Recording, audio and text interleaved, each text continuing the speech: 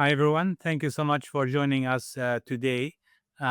We are going to have a fantastic educational program with the title Deep Dive into Targeted Therapies, Understanding IDH1-mutant AML Treatments, where we will be discussing the mechanism of action, the safety, the selection of therapies, the efficacy, and the combination and sequencing of IDH1 inhibitors. So my name is Amer Zeidan. I'm a professor of medicine at Yale University, and it's a true pleasure to be joined today by a top expert in the field, Dr. DiNardo, who has been very instrumental in approval of some of those therapies that we will be discussing today. Courtney, thank you so much for joining us. Do you want to introduce yourself? Sure. Yes. Thank you so much. It's a pleasure to be here. My name's Courtney DiNardo. I am here at MD Anderson in Houston, Texas. And just very much looking forward to discussion with you today on IDH inhibitors. Perfect. Thank you. So, as I think many of our audience knows that management of acute myeloid leukemia has seen significant changes over the last decade. We understood that those patients should not be treated the same way, not in one uniform treatment, the same way we used to do it 10 years ago when we gave either intensive chemotherapy or hypomethylating agents. And we clearly understood that the importance of precision medicine or individualized treatment because there are different drivers for different subsets of AML, and probably the best management is going to be directed towards those specific providers, including, for example, FLT3 mutations, IDH1 and 2 mutations, and other subsets that I think are being understood more, such as TP53 and KRAS and RAS, etc. So this episode is going to focus more on IDH inhibitors, particularly IDH1 inhibitors. And maybe we can start, Courtney, by explaining to the audience what is an IDH1 mutation and how does it contribute to the leukemogenesis in some patients with acute myeloid leukemia. Sure. So IDH1 mutations are not kind of the most common mutation, but they're actually quite prevalent in acute myeloid leukemia. About 8 up to 10% of patients can have an IDH1 mutation. And the IDH1 mutations are interesting in that it creates this specific mutation that creates what's called an oncometabolite, where you have this kind of essentially poisoning of the cells, where it creates, like, scientifically what's called a hypermethylated phenotype. But what it's doing is it's preventing kind of that normal myeloid maturation, and so these cells get stuck in the leukemia blast phase, and helps to promote malignancy in leukemia in that way. And I think the recognition of this pathway has been a very important step in the development of therapies, which I think it's always very satisfying to us as clinical researchers to see discoveries in the lab get translated into therapies that help our patients. So maybe you can overview for us the currently approved therapies for IDH1, as well as some of the major clinical trials that looked at these drugs. Yeah. So because you have this kind of altered mutation creating this oncometabolite, the question is, can you turn that off? So there has been the development of actual mutant targeted IDH inhibitors, both IDH1 and IDH2. We won't talk about as much today, but kind of you get these two different mutations leading to this kind of abnormal physiology that have we figured out how to create molecules that can turn it off. So for the IDH1 story, the first IDH1 inhibitor was a compound called ivosidenib. Um, and there is now a second IDH1 inhibitor that's now also approved called olutasidenib. So just as background, we now have two IDH1 inhibitors, and they both function as small molecules. They're oral therapies that kind of turn off that abnormal mutant process that's happening and allow cells to kind of normally differentiate to turn into the normal myeloid counterparts that they're supposed to. So just briefly, when you asked about a summary of the trials, the first one, ivosidenib, was approved in the relapse setting for patients with IDH1 mutation. So you have to have this mutation for the IDH inhibitors to work. And in the ivosidenib study, We saw about a kind of a 30% response rate and about a 40% what we call overall response rate. So I should clarify. So like a complete remission or a complete remission with incomplete count recovery is about 30%. And then when you kind of open it up to include any sort of response, about 40%. And that was significant, right? So you have about a third or more of patients, becoming transfusion independent that were previously needing transfusions, improving counts, oral outpatient therapy, leading to improved quality of life. And so the ivosidenib was approved, and then olutasidenib was approved more recently, with very similar kind of data in the relapse setting. So again, a composite remission rate of about 30%, a response rate of about 40%. So when you look at the numbers, they're quite similar. So we have two different kind of excellent drugs that are approved. One thing that's a little bit notable about olutasidenib is that the duration of the remission seemed to last a little bit longer. And so whether these weren't, of course, randomized trials compared against each other, so whether they were different populations or whether there is something kind of unique that olutasidenib is leading to longer remissions is something that was notable in those two kind of approval studies.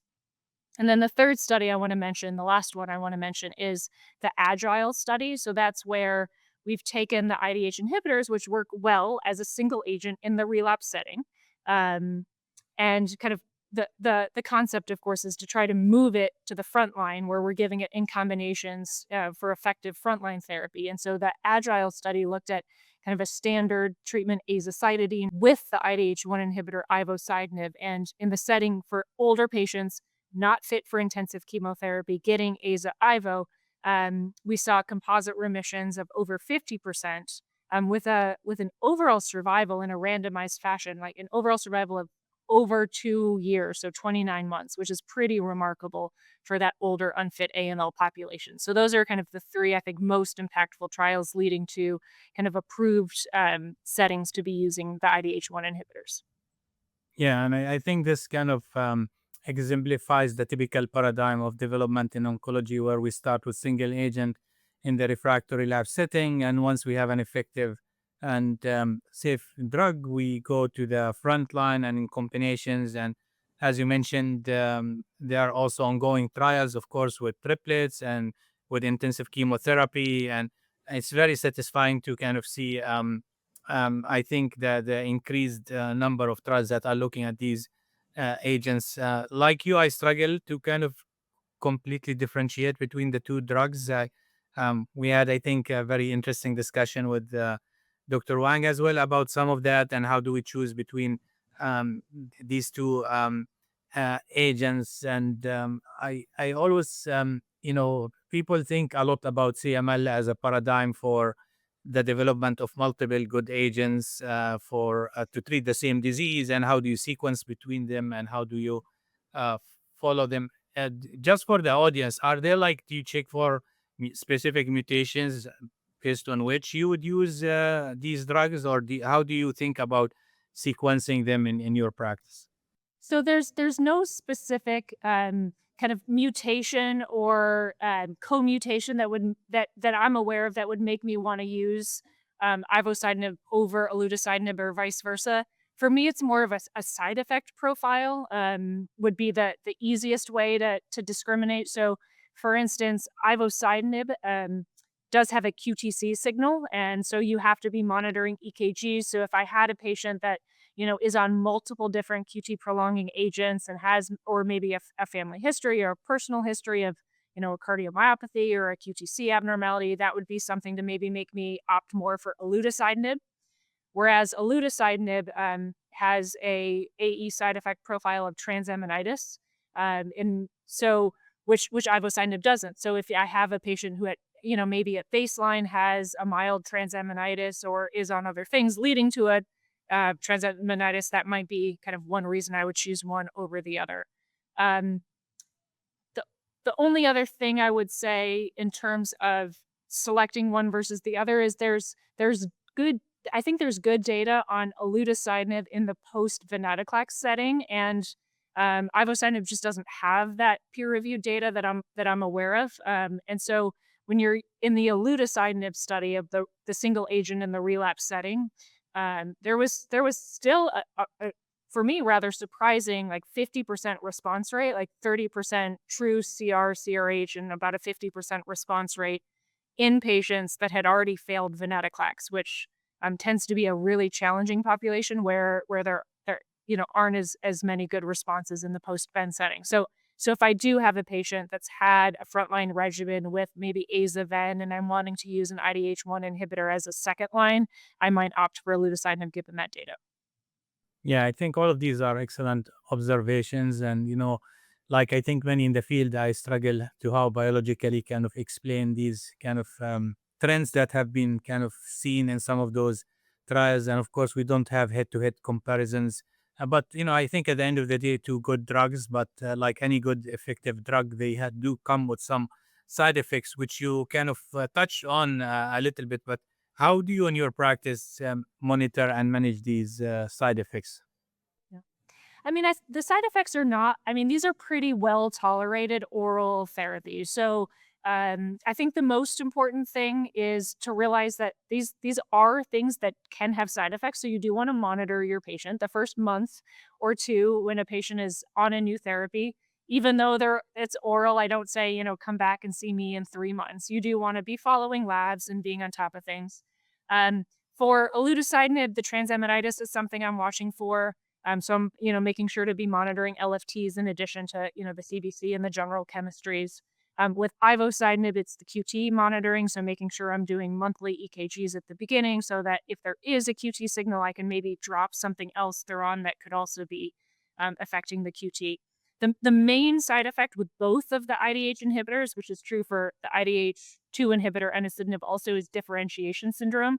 So about 12 to 15% of patients that are getting an IDH inhibitor as a single agent will have differentiation syndrome, which is really nonspecific. So you're not going to know you have a patient with DS unless you're thinking about it because it's nonspecific, like fevers and shortness of breath and effusions and things that are so easy for us to call infection or call relapsed leukemia. And so being aware of that constellation and starting steroids is really important. That tends to happen usually in the end of the first cycle, early into the second cycle when you're using an IDH inhibitor. So those are the main side effects I think about. Yeah, and I share your experience that these drugs are generally among the easiest of drugs to kind of deal with. They are very well tolerated, but of course, very important to pay attention to development of differentiation syndrome, which can sometimes sneak on you and can significantly cause problems if you don't pay close attention to it. So, Courtney, you discussed very nicely the trials that led to the current approval of these agents in the as a monotherapy in the relapsed refractory setting, and in combination with azacitidine and also as a single agent for older unfit patients with acute myeloid leukemia who have the IDH1 mutation for ivosidenib. Can you tell us more about the ongoing trials that are looking at these agents in combinations, and you've been a pioneer of several of those trials. Sure. So I think, one of the main questions which we didn't talk about you know, is how do I know whether to prioritize an IDH inhibitor or venetoclax, right? When I have a newly diagnosed IDH1 patient, should I use a hypomethylating agent and an IDH1 inhibitor, or should I use a hypomethylating agent and venetoclax? And so I think what I'm struck by in the Agile study is really the impressive overall survival and the well tolerated nature of azacitidine and ivosidenib. So I like that idea. But we're only getting like 55% of people responding to Aza-Ivo, right? It's not 100%. We need to do better. And so that's where kind of these triplet trials, many of them are kind of ongoing at our institution that we've started. And and um, I think I don't want to get out there and say everyone should be putting their patient with an IDH1 mutation on a triplet. I don't think we're there yet, but I've been really encouraged by the fact that we're seeing response rates now up towards like 90% when you're putting a hypomethylating agent, an IDH1 inhibitor, and venetoclax together. And we're shortening the venetoclax durations when we do it this way. They're only getting 14 days of venetoclax, so maybe preventing some of the more prolonged myelosuppression that you could see if you were giving it continuously. Um, and what's going to really matter is are we seeing more patients become MRD negative, get deeper remissions, have those remissions last longer? And, the studies are still relatively early, but we're seeing really strong signals that, MRD negative rates are upwards of 85%. Survival looks really good. We're not seeing early mortality from this combination. So I think that's something that is actually moving forward in Europe, an AMLSG HOVON study that's going to be looking at kind of Aza-Ivo versus Aza-Ivo-Ven as a triplet to see if this really is kind of a new, well-tolerated and more effective strategy. Yeah, and this is all very exciting, clearly, for our patients. Maybe we can touch a little bit on the intensive chemo combinations. And again, some of those trials were done initially in the US as a single arm, but I think similar to what you just mentioned, the randomized trials are happening now in Europe. Yeah, so that's another. I mean, when we talk about IDH1 mutations, we're usually talking about older, more frail patients because on average they tend to be older. But there is, certainly a percentage of younger patients who have IDH mutations. There was a non-randomized phase 2 study looking at just standard 7 and 3 intensive chemo with ivosidenib. And responses looked good. It was an older, like we were just saying, the average patient in that study was over 60, which is pretty, is on the older age for these, intensive chemotherapy studies. About a third were secondary, had already had MDS before, so a pretty high risk population. And in that, given that population, the fact that 3/4 of patients responded and survival looked good, I think is encouraging and suggests that adding an IDH1 inhibitor to intensive chemotherapy kind of makes sense that that should be an effective strategy, similar to the way we add FLT3 inhibitors to FLT3 mutated patients. And so there's a very large, again, HOVON AMLSG study in Europe that has finished enrolling. So all the patients have enrolled and they're just following them now for those survival endpoints in a placebo-controlled randomized study. So hopefully, I've heard maybe towards the end of this year or next year, we'll have some results to see if adding an IDH inhibitor to intensive chemo improves outcomes too. Yeah, and I think that would be clearly amazing news to our patients. I think really, really great drugs. The main problem is the relative rarity of these mutations, around 5 to 7% with IDH1.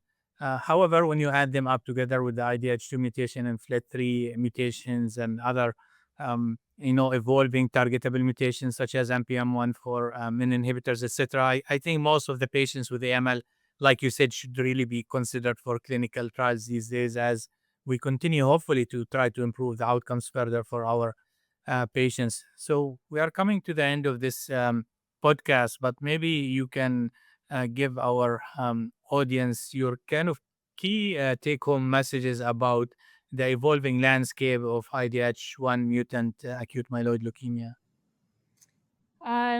So I think my gestalt is that the IDH inhibitors are very effective for IDH1 mutated disease. So I think people kind of hear a lot about how effective venetoclax is for IDH mutated leukemias, and I think that's true especially for IDH2.